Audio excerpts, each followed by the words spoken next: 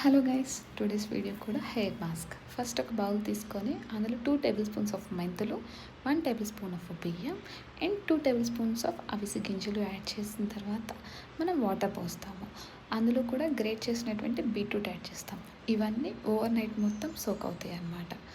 Soak అయిన తర్వాత consistency ఎలా అవుతుంది అంటే మెంతులు, అవిసె గింజలు వాటిని అబ్జర్వ్ చేసుకొని వాటర్ కొంచెం తక్కువగా కనిపిస్తాయి అన్నమాట. సో మనం కావాల్సినవి పోసుకుంటే చాలా ఎక్స్ట్రా అవసరం లేదు.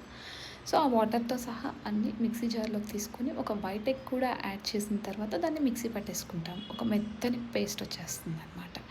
యాక్చువల్లీ ఇవన్నీ మన హెయిర్కి పట్టించడం వల్ల జుట్టు అనేది చాలా స్మూత్గా అవుతుంది అనమాట. ఫ్రిజీగా అండ్ కొంచెం ఎండిపోయిన గడ్డిలాగా అయిపోతుంది కదా.